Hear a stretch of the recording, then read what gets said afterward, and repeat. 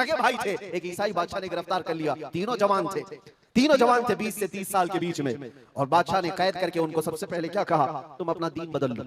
बहुत बड़े एक कढ़ाई में तेल को लाकर खोलते हुए तेल में उसमें से सबसे बड़े भाई को डालने का हुक्म दिया।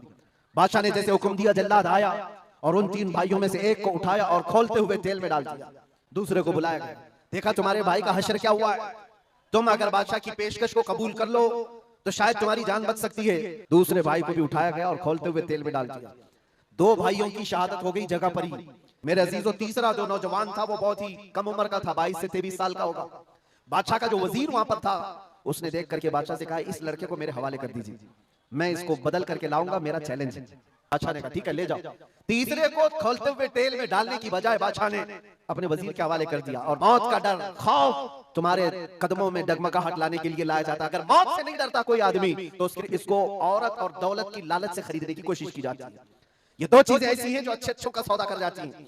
बहुतों ने अपना ईमान सिर्फ शबाब पर बेच दिया है, हुस्न शबाब को देख करके। और उस वजीर ने क्या किया, उस छोटे से नौजवान लड़के को अपने घर ले गया और उसकी बेटी थी जो निहायत हसीन और जमील, बहुत खूबसूरत लड़की उस वजीर की थी। अपनी बेटी को बुलाया और कहा, बेटी तेरे लिए एक काम देता हूँ, 1 महीना हमको मिला है, इस नौजवान को अपनी मोहब्बत में, अपने हुस्न जमाल में लेकर के आजा, बादशाह सलामत से जो इनाम चाहे तुझे ला करके दे दूंगा। नौजवान क्या करता था, मुसल्ला बिछाया और सजदे में गिर गया। जब तक वो उठती नहीं थी ये सर उठाता नहीं था। ये रात भर के सजदे इसके इसी तरह रहते, वो ऊँगती रहती, देखती रहती, इंतजार करती रहती और थक करके वापस चली जाती। महीना गुजरने को आया था मेरे अजीजों, उस नौजवान ने आंख भरकर एक बार देखा भी नहीं। और वो थक हार करके महीना खत्म होने के बाद उस तू मेरे दीन में ना आ, बल्कि तू अपने दीन में मुझे दाखिल कर ले। नौजवान ने उसे कलमा तैयबा पढ़ाया और उस खातून ने कहा, चलो यहाँ से निकलो, कुफ्रिस्तान से निकल करके हम निकाह करते हैं और साथ जिंदगी गुजारेंगे। तवज्जो चाहता हूँ, तवज्जो चाहता हूँ, ये मेरी बात को खत्म होने दो।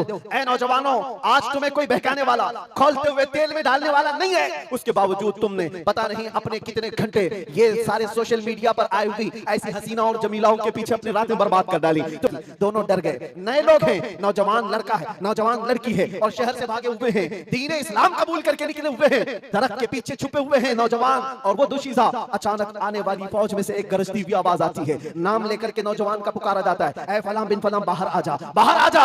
बाहर ये नौजवान आता है तो देखता है बादशाह की फौज नहीं है, वजीर की फौज नहीं है, बल्कि वो दोनों शहीद भाई घोड़े पर सवार है और सारी फौज में रसूलुल्लाह के वो शहीद सहाबा तशरीफ लाए हुए हैं। नौजवान घबरा गया और पूछा, मैं अपने भाइयों को देख रहा हूँ घोड़ों पर सवार हैं, चंद दिनों पहले बादशाह ने खोलते हुए तेल में इनको उड़ेल दिया था। इन भाइयों ने कहा, ऐ हमारे नन्हे भाई, क्या तूने कुरान की आयत नहीं पढ़ी, वला तक़ूलू लिमन युक़तलु फ़ी सबीलिल्लाहि अमवात, अल्लाह की राह में जो मारे जाएं उन्हें मुर्दा ना कहो।